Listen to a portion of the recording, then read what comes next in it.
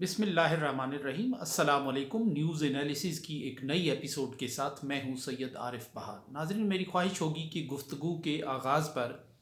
آپ اس چینل کو سبسکرائب کریں اور بیل آئیکن پر کلک کریں تاکہ ہمارے درمیان یہ جو گفتگو کا ربط و تعلق ہے یہ قائم اور برقرار رہ سکے۔ ناظرین، مقبوضہ کشمیر میں 5 اگست 2019 کو بھارت نے جو سٹیپ لیا، یعنی کشمیر کی خصوصی شناخت کو یعنی جو بھارت کے آئین سے ہی کشید کی گئی تھی، بھارت کے سسٹم سے ہی کشید کی گئی تھی، اور بھارت کی جنگ آزادی کے ہیروز جن میں پنڈت جواہر لال نہرو سرفہرست تھے، ان کی طرف سے ہی عطا کی گئی تھی، اور کشمیر اور بھارت کے رشتے کو، یعنی جس کے بارے میں ہمارا اپنا ایک موقف ہے اور موقف رہے گا، اس رشتے کو ایک باوقار، اپنے تئیں باوقار اور باعزت نام دینے کی ایک کوشش کی گئی تھی، یعنی دفعہ 370 اور آرٹیکل 35 کے ذریعے اس رشتے کو ایک اس انداز سے ترتیب دیا گیا تھا کہ یہ غلام اور آقا کا تعلق نظر آنے کے بجائے دو پارٹنرز کے درمیان ایک تعلق کے طور پہ نظر آئے۔ اس وقت چونکہ بھارت کی یہ مجبوری بھی تھی، نیا نیا یہ مسئلہ اقوام متحدہ کے ایوانوں میں تھا اور اس کے خلاف پاکستان ری ایکشن دکھا رہا تھا، اور عالمی برادری جو ہے وہ کشمیر کو حق خود ارادیت کے زاویے سے اور اس اینک سے دیکھ رہی تھی۔ اس لیے بھارت نے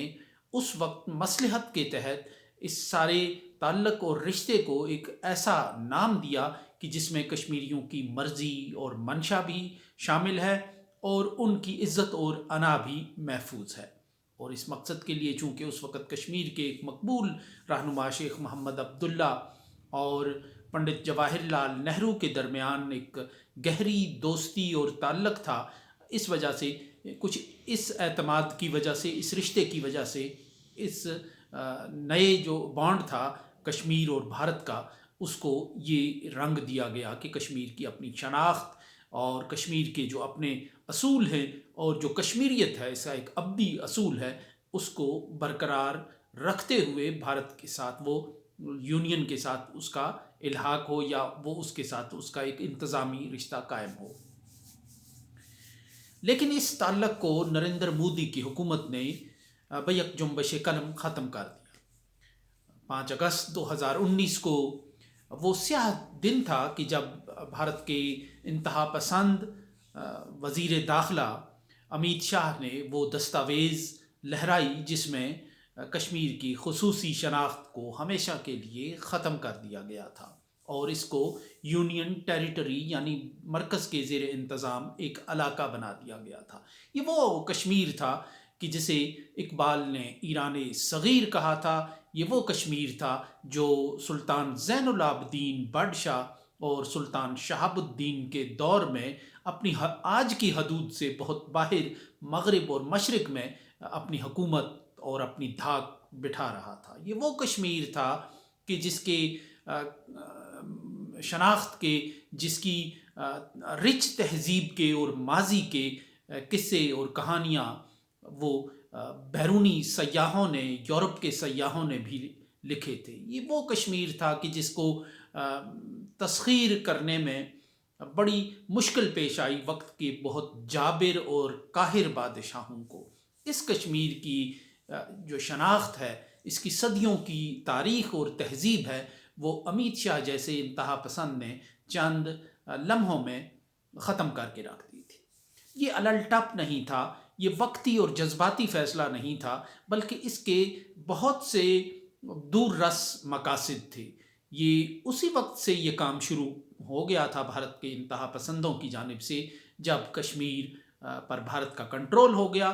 اسی وقت ایک ودھان ایک پردھان کے نعرے کی بنیاد پر کشمیر کی الگ شناخت کی مخالفت کی جانے لگی اور اسے بھارت میں مکمل طور پر ضم کرنے کی وکالت کی گئی، اس کے لیے مہم چلائی گئی، اس کے لیے باقاعدہ مارچز کیے گئے، جن میں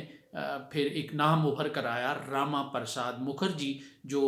ایک انتہا پسند ہندو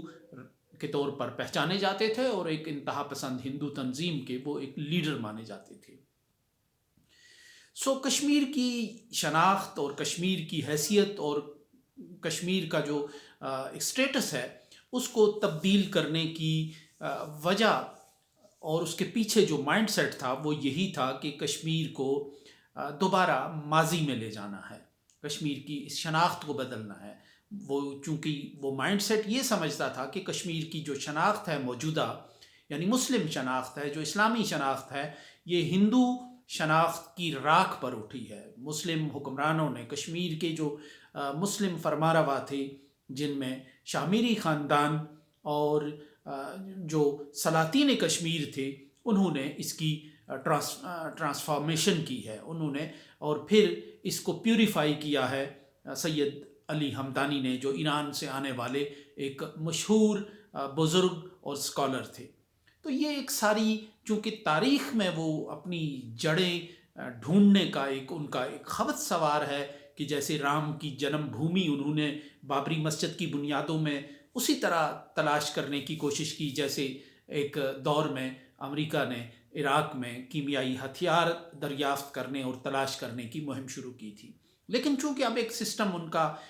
موافق ہے، ایک یہ مائنڈ سیٹ جو ان کا انتہا پسندی کا ہے، یہ ہر شعبے میں سرائیت کر گیا ہے، اس وجہ سے انہیں سپورٹ ملتی ہے اور وہ اپنے مقاصد میں آگے بڑھتے چلے جاتے ہیں۔ اس سارے گفتگو کا پس منظر وہ خبر ہے کہ بھارت نے کشمیر میں جماعت اسلامی کے وابستگان اور جماعت اسلامی کی جو تنظیمی طور پر جو جائیدادیں ہیں ان کو قبضے میں لینا شروع کر دیا ہے۔ اس سے پہلے کشمیر کے ایک 90 کی دہائی کے مقبول سیاسی رہنما اور حریت پسند رہنما شبیر احمد شاہ کا ایک مکان بھی اسی طرح قبضے میں لیا گیا تھا، اور اب یہ سلسلہ جماعت اسلامی تک دراز ہو گیا۔ تقریباً 181 جو اعداد و شمار بیان کیے جا رہے ہیں، 181 جائیدادوں کے گرد سرخ دائرہ کھینچ لیا گیا ہے، یعنی جنہیں مشکوک قرار دے کر، جنہیں غیر قانونی سرگرمیوں میں استعمال کیے جانے کے نام پر پھر وہ قبضے میں لینا چاہتے ہیں، ان پر تالے چڑھانا چاہتے ہیں۔ شبیر احمد شاہ صاحب کے مکان پر تالا چڑھانے کے بعد ایک ایسے مکان پر تالا چڑھایا گیا جس میں کچھ ہی عرصہ سید علی گیلانی، جو کشمیر کے ایک معروف اور معتبر سیاسی رہنما تھے، انہوں نے قیام کیا تھا، اس پر بھی تالا چڑھایا، اور اس کے علاوہ کئی دوسری جائیدادوں کو غیر قانونی قرار دے کر انہیں حکومت اپنی تحویل میں لے رہی ہے۔ خود کشمیر کے وائس آف امریکہ نے اس پر ایک بڑی ڈیٹیلڈ سٹوری کی ہے، جس میں قانونی ماہرین کا یہ کہنا ہے کہ بھارت کی حکومت عدالت سے ثابت ہوئے بغیر کہ یہ جائیداد یا تو غیر قانونی ہے یا یہ جائیداد غیر قانونی سرگرمیوں کے لیے استعمال ہوتی ہے، یہ چیز ثابت کیے بغیر وہ کسی بھی جائیداد کو، کسی بھی مکان کو، کسی بھی گھر کو وہ اپنی تحویل میں نہیں لے سکتی۔ یہ عدالت میں ثابت کرنا ضروری ہوگا، لیکن عدالتیں بھی ان کی ہیں اور یہ ثابت بھی انہوں نے ہی کرنا ہے، تو اس لیے یہ کوئی ایسا مسئلہ نہیں ہے۔ لیکن فی الحال جو معاملہ درپیش ہے وہ یہ ہے کہ 5 اگست 2019 کے بعد بھارت کی جو اتھارٹی ہے وہ کشمیر میں زیادہ سے زیادہ جائیدادوں کو اپنے کنٹرول میں لینا چاہتی ہے۔ کچھ کو مجاہدین جو حریت پسند ہیں ان کی طرف سے بنائی گئی جائیدادیں ہیں، کچھ ایسی ہیں کہ جو وہاں سے مائیگریٹ کر کے لوگ آئے ہیں، حریت پسند ہیں یا وہ کسی اور وجہ سے آئے ہیں، ان کی جائیدادوں کو بھی قبضے میں لیا جا رہا ہے۔ اور اب یہ سلسلہ جو ہے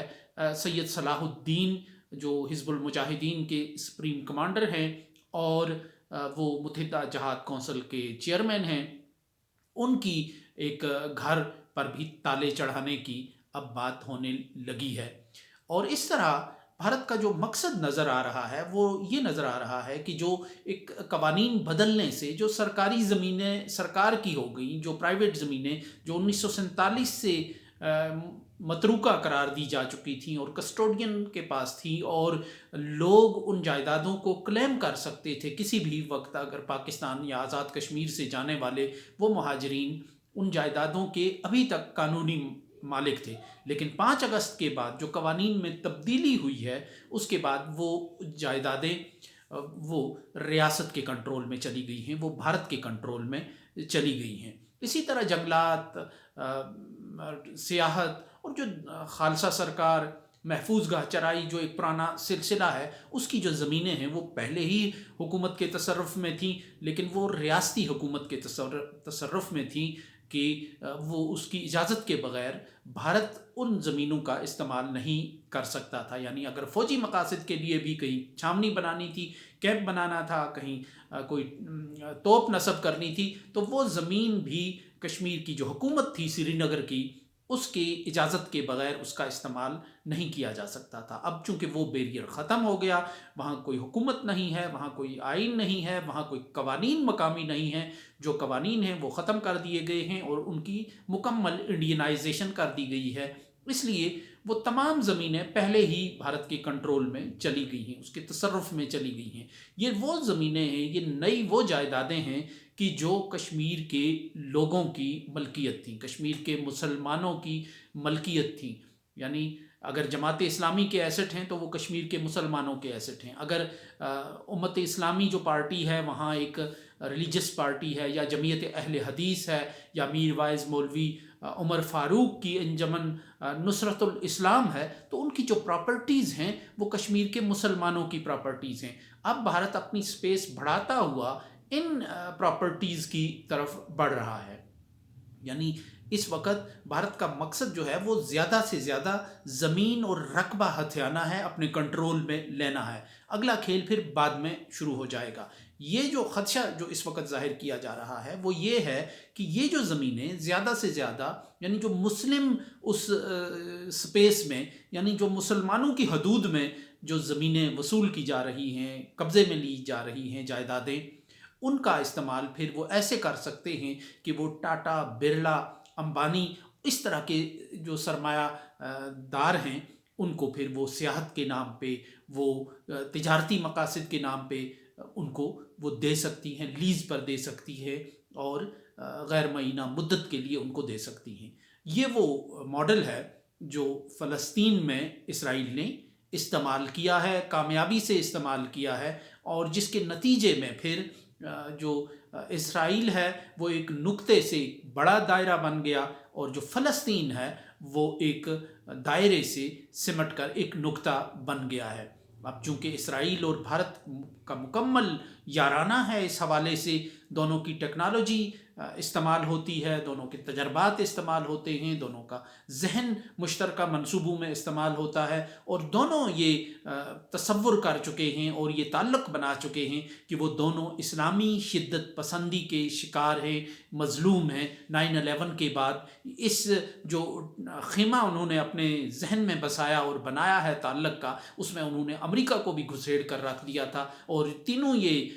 بیٹھ کے باجا بجا رہے تھے کہ وہ تینوں جو ہے وہ اسلامی شدت پسند ذہن کا شکار ہیں، اس کے مظلوم ہیں، اس کے وکٹم ہیں۔ تو اس لحاظ سے اب بھارت کشمیر میں وہ تمام کارڈز استعمال کرتا ہے جو کامیابی کے ساتھ اسرائیل نے فلسطین میں استعمال کیے ہیں۔ یہ زمینوں جائیدادوں کا یہ سلسلہ جو ہے یہ جماعت اسلامی تک محدود نہیں رہنا، حالانکہ جو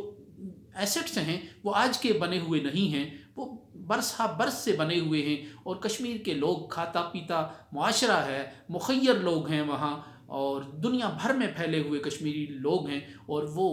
چیریٹی کے طور پہ ان تنظیموں کو دیتے رہے ہیں اور وقف کرتے رہے ہیں اپنی جائیدادیں، اپنا مال ان تنظیموں کے لیے۔ ظاہر ہے یہ نظریاتی تنظیمیں ہیں، جو دینی تنظیمیں ہیں یا دینی سوچ ہے کشمیر میں وہ بہت گہری ہے اور نظریاتی تنظیمیں ہیں، تو لوگ ان کے لیے دینا پسند کرتے ہیں اور ایک اپنا دینی فریضہ سمجھ کر ان کو دیتے ہیں۔ تو ان جائیدادوں کو اب حکومت ہتھیا رہی ہے، تو طویل المیاد مقاصد کے لیے وہ اس کو استعمال کرنا چاہتی ہے۔ اس حوالے سے کشمیر کی جو سابق وزیر اعلیٰ ہے محبوبہ مفتی صاحبہ، ان کا ایک بڑا اہم بیان آیا ہے۔ انہوں نے کہا، اسی جائیدادوں پہ قبضے کے حوالے سے کہا ہے کہ بھارت کشمیریوں کو اجتماعی سزا دینا چاہتا ہے۔ ان کا کہنا ہے کہ اگر جماعت اسلامی کے کسی آج کا جو نوجوان ہے، اگر اس کا کوئی دادا اس نے جائیداد خریدی تھی اور کوئی کمی بیشی تھی تو اس کی سزا آج اس کے پوتے کو نہیں ملنی چاہیے. اور یہ جو عمل ہے انہوں نے کہا ہے کہ 5 اگست کے بعد جو ایک ذہنیت شروع ہوئی ہے جو پھیل رہی ہے یہ اس کا ایک منطقی نتیجہ ہے. تو یہ ایک بڑی الارمنگ سچویشن ہے کہ کشمیر میں بھارت اپنے مقاصد جو ہے وہ بہت تیزی کے ساتھ حاصل کر رہا ہے، اور اس کا پہلا مقصد جو ہے وہ یہی معلوم ہو رہا ہے کہ کشمیر کی زمین پر زیادہ سے زیادہ کنٹرول حاصل کیا جائے. پھر اس کے بعد اگلے مرحلے کے طور پہ وہ اس اپنے اگلے منصوبے کو لانچ کرنے کی طرف جا رہا ہے کہ ان زمینوں کو کس طرح بھارت کے مرکز کے اور یونین کے